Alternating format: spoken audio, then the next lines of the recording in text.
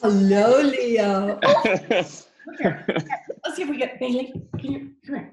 He doesn't usually get to put his feet up on the table. Bailey's too big. Come here, bud. Come here, bud. There he is. Come here, Bailey. Come on.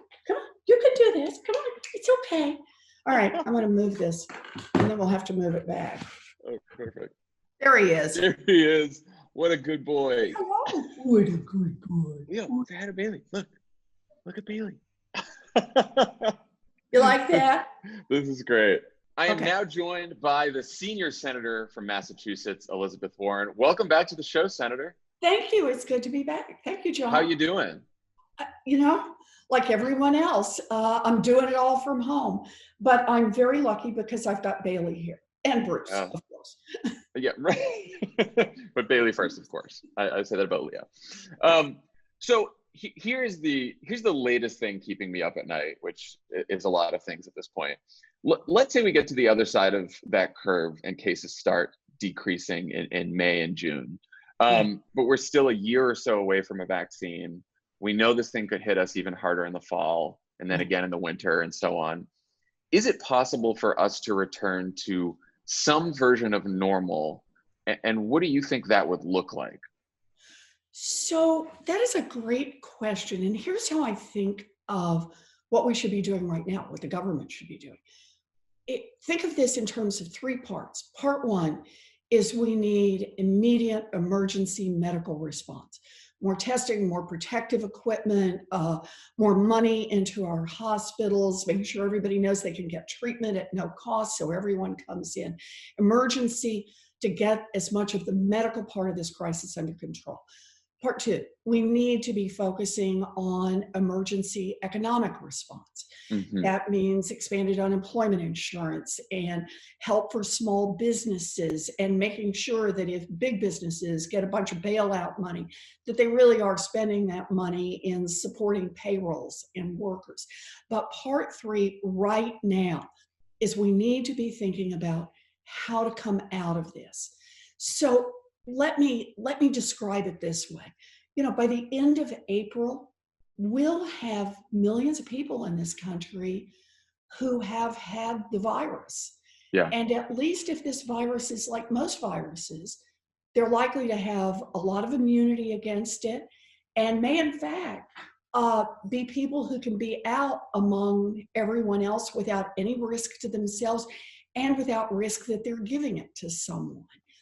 So when you've got millions of people who could start moving, you want to be able to let them move, right? You want to be able to let them move to help support the healthcare part of this. They could be delivering meals in hospitals. They could be driving Uber, right? So you can move people back and forth without risk from the driver and risk to the driver. You also want them to be able to start on the economy, helping restart the economy. So a small business, for example, that half its workers now know that they are immune to the virus would be able to come in. And that's how you get your production line started. That's how you get things moving again. So in other words, it's kind of a slope up. But all of that depends on testing, right? And that in fact, the science shows that people are immune. Well, to know that, we need to be planning right now for millions of the COVID-19 tests for actively do you have it, but also millions and millions of those tests for serum testing for whether or not you already have antibodies to it. And that means you're someone who can start to go in the economy and start to get it up and moving and help on the healthcare crisis. Are you worried that this becomes polarized by Trump and Fox News so that you have half of America thinking it's fine to go back to normal life when it may not be, and another half that's fighting to keep social distancing measures in place? Yes, of course I'm worried. Look, I am worried about the impact of having a president who for 3 years has basically just been anti-science, right? Anti-fact, anti-reality. So we all know about how politicized the question around climate change has become in the Trump administration. And I hope we'll get a chance to talk about this shameful business of the EPA reducing regulations so that big polluters can pollute more. Yeah, that's how we're going to solve this healthcare crisis. But a big part of that, of course, was trying to undermine the science, to make fun of it, to be anti-science. But remember, that's been the case for the Trump administration from the beginning. What was the first controversy of the Trump administration? How many people showed up at his inauguration? Yeah. And he didn't care what the photograph showed. If the photograph showed that a lot more people had been to President Obama's inauguration than his inauguration, then the answer was take down the photos and fire the people who posted them. And that's been the move all the way through this administration. So they drove out the scientists from the agriculture department, right? Over and over and over. And what I fear here is when reality contradicts what Donald Trump says, that Trump will double down on denying reality, and way too many Americans will go along with him on that. And now that puts people's lives at risk. So Nancy Pelosi has started to float some ideas for what they're calling phase 4, another coronavirus relief bill. What does an economic plan look like to you that actually meets the scale of the devastation that we're seeing right now? Well, what I would like to see are things that get more structure in place over a longer arc. I know that we needed to get out checks immediately to people, which it looks like, once again, not only does the Trump administration have a problem with science, they also have a problem with competence, just getting those checks into people's accounts. But what I'd like to see is that we cancel student loan debt and that we increase payments to everyone who receives Social Security and disability. The reason I pick those two are that we know that money put in to those folks' pockets is money that's going to make it straight back into the economy and keep going back into the economy. You know, it's called velocity of money. How fast can you get it in and then on through the economy? And it would help both boost confidence, not just of the people who receive that financial help, but also boost confidence for small businesses who'll say, wait a minute, there are a lot of folks who do still have their jobs, and there are folks who are going to have more money to spend. That's a reason, if I can get the right people, maybe to crack my doors open a little when it is safe to do so. So I'd like to see us put money on both of those. We're going to have to put a ton more money on helping state and local governments. I do regular calls with my mayors here in Massachusetts. They've just gotten slammed, and so is the state government. Massachusetts is now on target to have a $3 billion shortfall because of this crisis. It's upended all planning in the state and all the budgets in the state because they're spending so much more supporting people during this crisis and trying to support our hospitals and public health at the same time that revenues are falling like a rock because small businesses are closed, because we've delayed tax filing date until July 1st.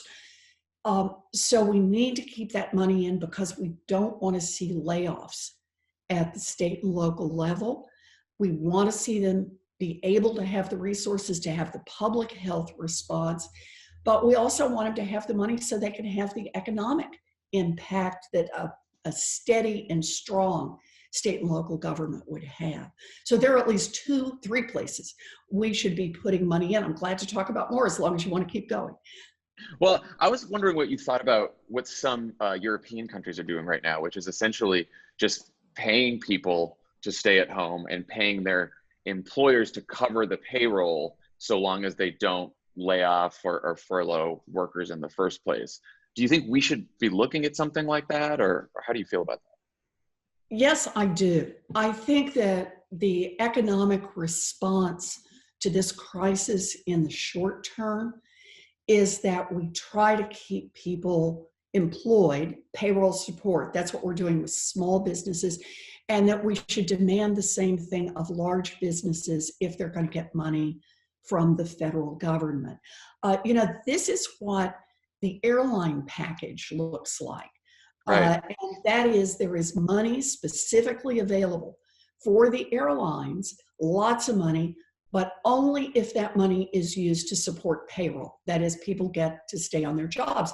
And the advantage to that, rather than just increasing unemployment, is they maintain a relationship with their employer, which is important.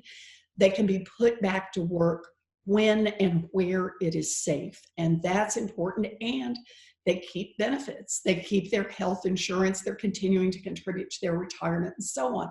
Look, it is a lot easier in a crisis to support an economy and try to keep it going, even if it's at somewhat depressed levels, than it is to let it crash and then try to get it started again.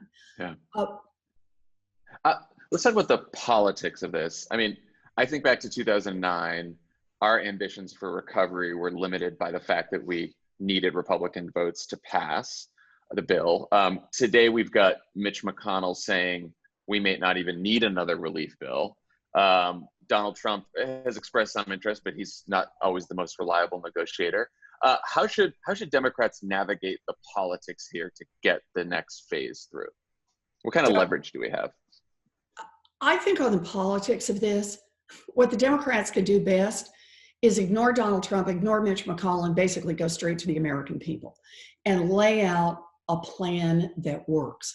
So, for example, the fact that we expanded unemployment insurance and said it's not just going to be for people at full-time regular employment in the way we thought of it back in 1954, but instead is going to cover gig workers and part-time workers and self-employed people. That is a real change. And this is what the Democrats fought for. It's what we got in the law. And the fact that we just recognize that unemployment insurance, the dollar figure is too low. So we added a $600 federal check weekly on top of that, so that roughly it's about median income 100% replacement for most workers in America, the median income earning worker. And again, the importance of this is people get it. They understand why you put this kind of money into unemployment. Now, part of the problem is, the tools of Congress. We can appropriate and we can make it the law that this will be available, but you rely on the administration to be competent, to be able to actually make it happen, push this money out. And right now what we're seeing, for example, on the checks that went to everyone, $1,200, based on your income, $500 for each child, the administration has stripped itself down, doesn't have people who seem to know how to get this done. And the states,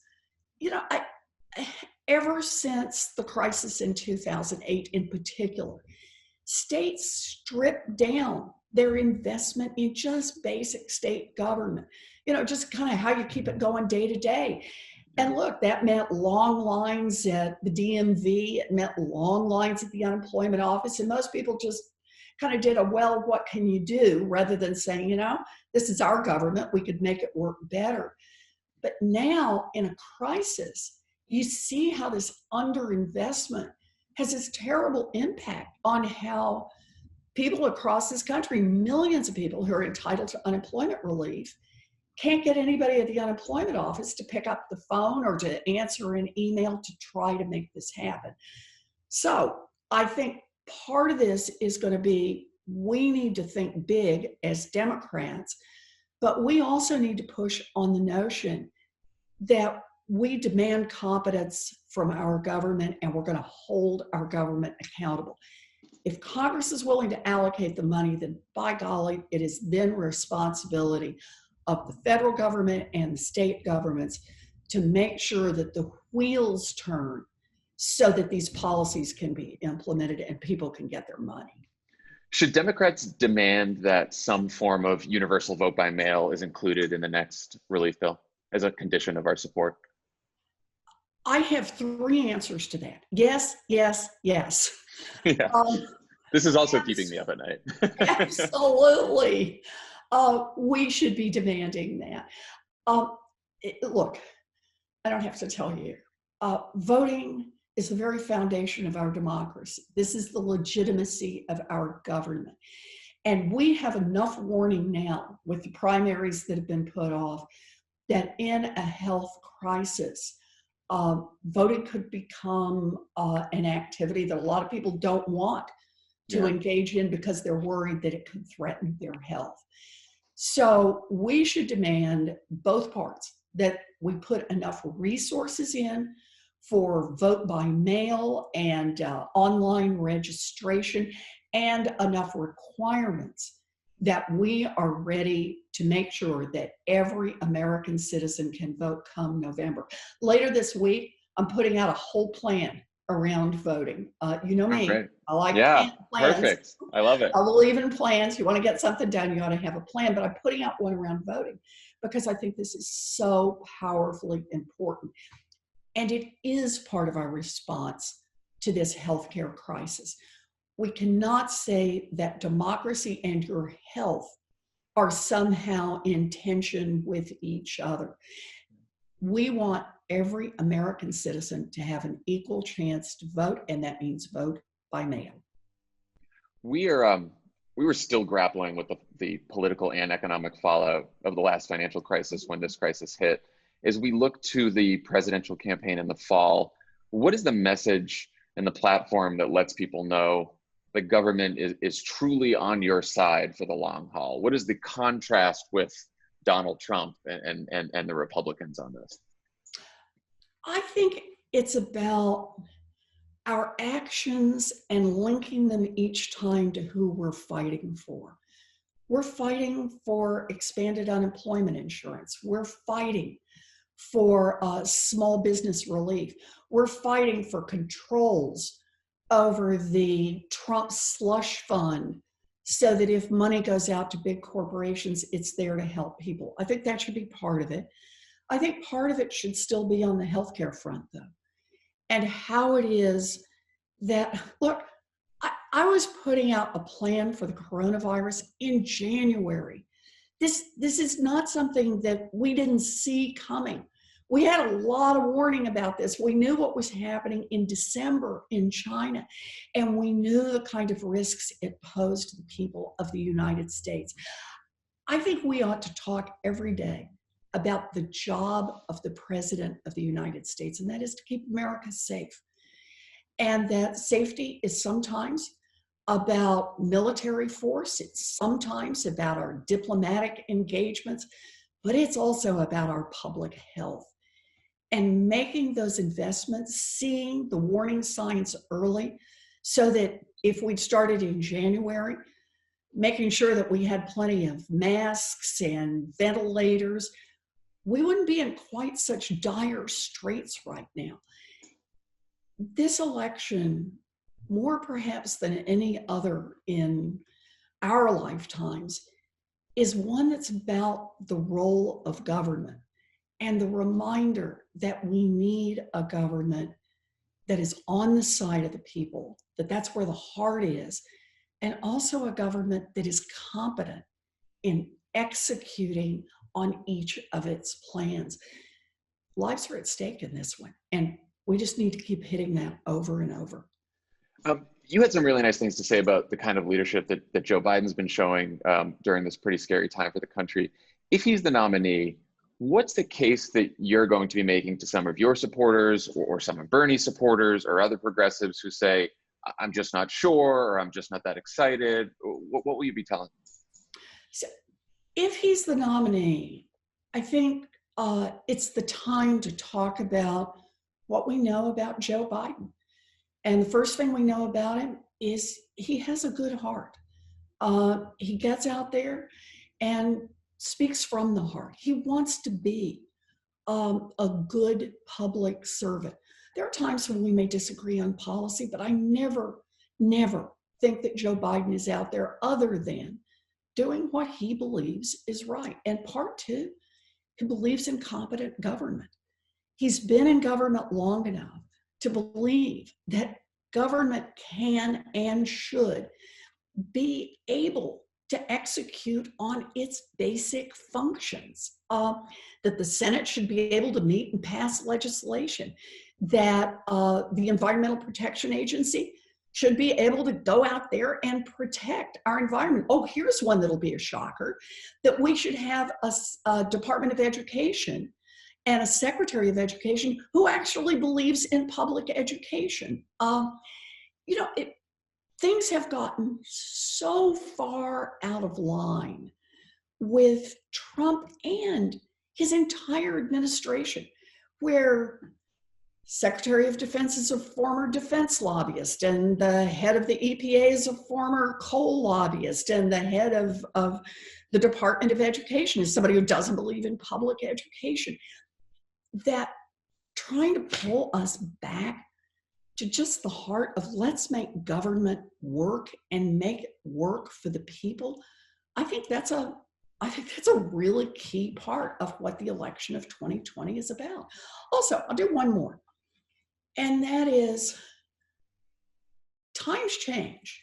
And I think Joe Biden realizes that in the same way that Bernie realizes that, in the same way that I realize that.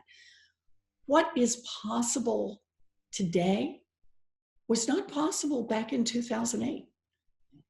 And so now that we have had Donald Trump for 3 years, we've watched what happens at the EPA and the Department of Education.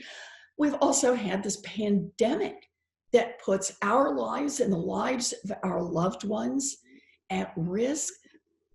I think that people are ready to look again at the role government plays and how government can be a force for good if we decide to do that. And I think that opens the door for us to make some bold changes to make this government work, not just for those at the top, but to make it work for everyone.